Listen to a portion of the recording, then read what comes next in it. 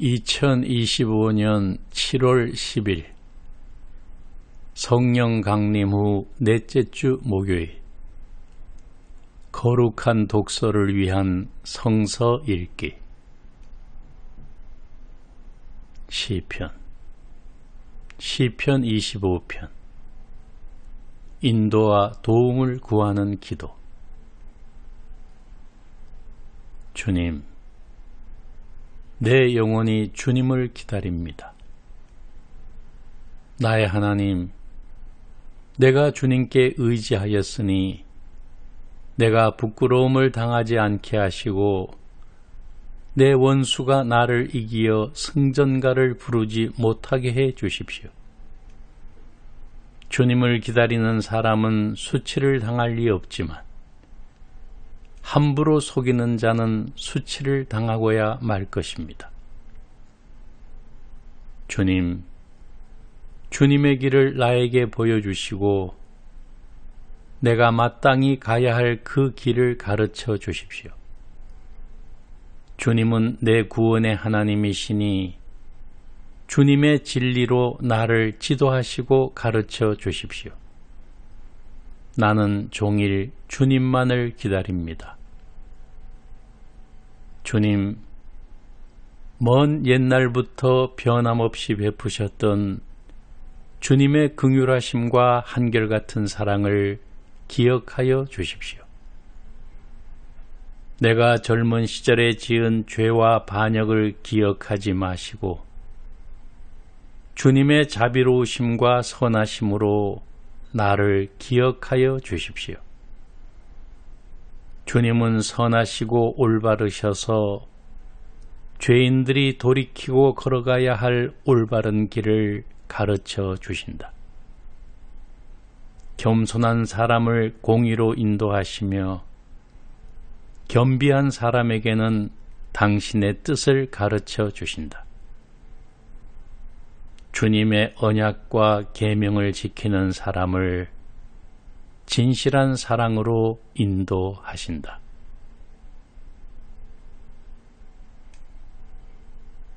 제1독서 창세기 41장.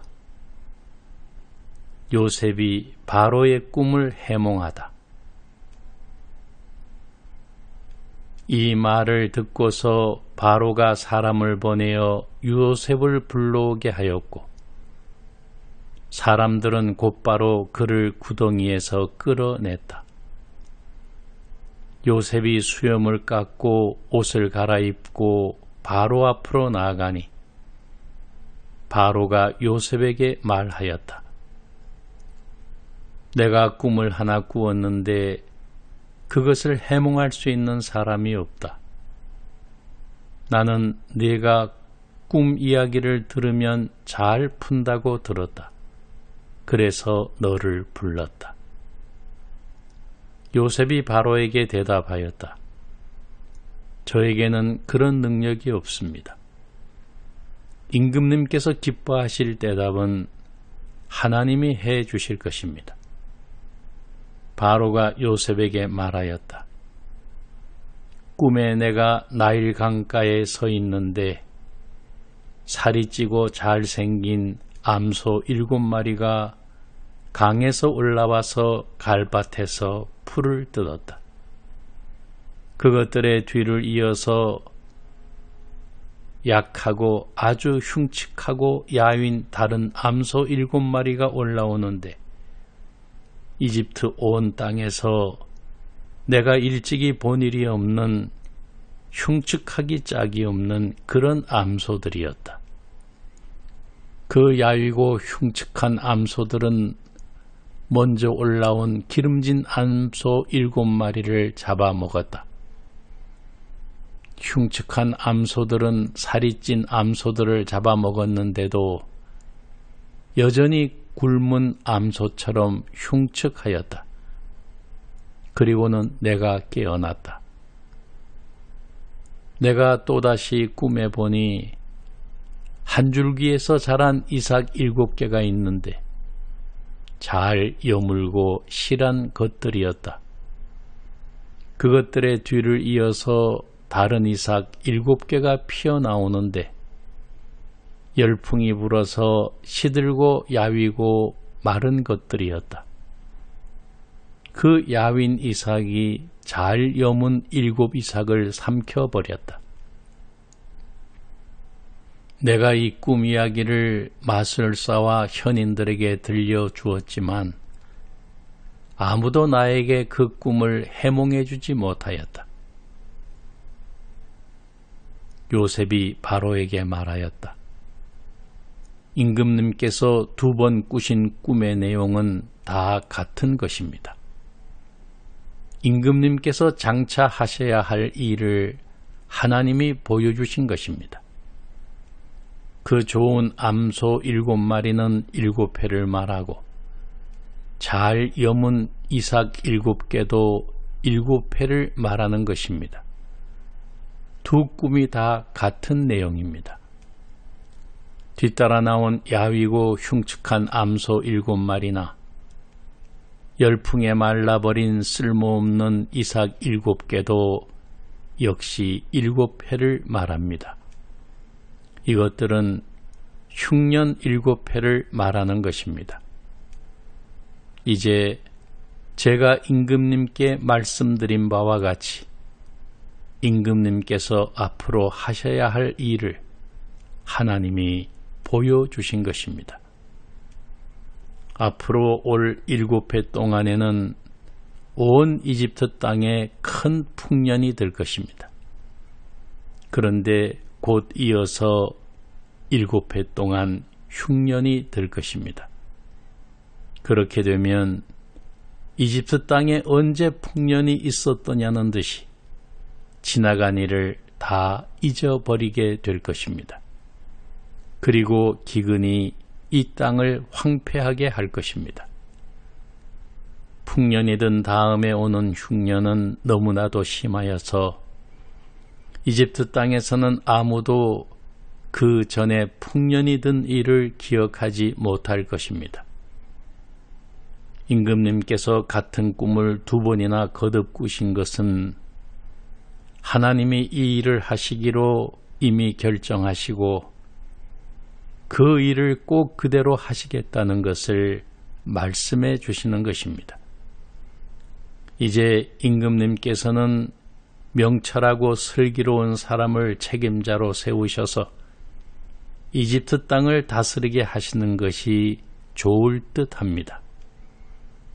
임금님께서는 전국의 관리들을 임명하셔서 풍년이 계속되는 7회 동안에 이집트 땅에서 거둔 것의 5분의 1을 해마다 받아들이도록 하심이 좋을 듯합니다.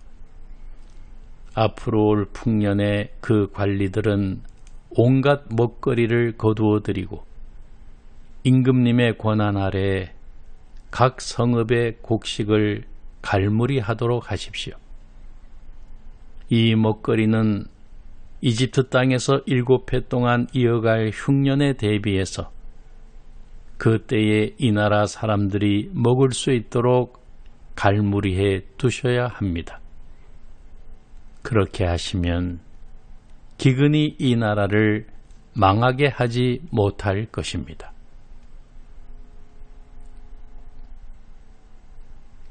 제2독서 야고보서 2장 행함이 없는 믿음은 죽은 것이다.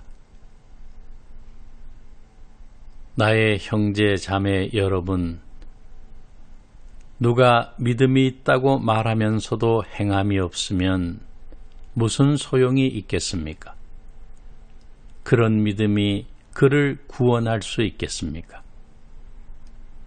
어떤 형제나 자매가 헐벗고 그날 먹을 것조차 없는데 여러분 가운데서 누가 그들에게 말하기를 평안히 가서 몸을 따뜻하게 하고 배부르게 먹으십시오 하면서 말만 하고 몸에 필요한 것들을 주지 않는다고 하면 무슨 소용이 있겠습니까?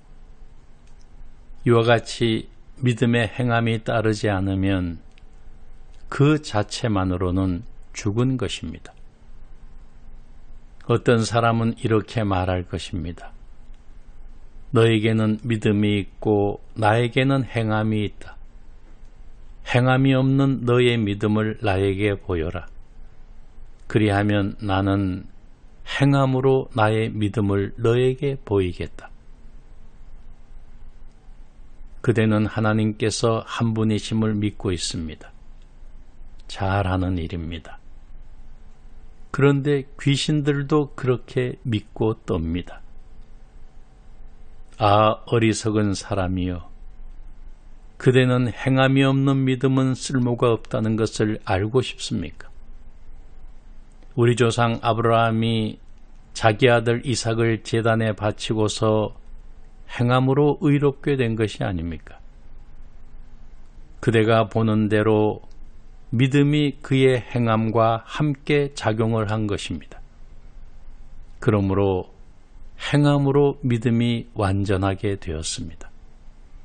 그래서 아브라함이 하나님을 믿으니 하나님께서 그것을 아브라함의 의로움으로 여기셨다고 한 성경 말씀이 이루어졌고 또 사람들이 그를 하나님의 벗이라고 불렀습니다. 여러분이 아는 대로 사람은 행함으로 의롭게 되는 것이지 믿음으로만 되는 것이 아닙니다.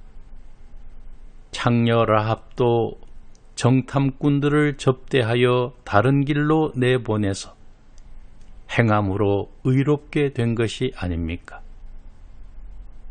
영혼이 없는 몸이 죽은 것과 같이 행함이 없는 믿음은 죽은 것입니다. 아멘.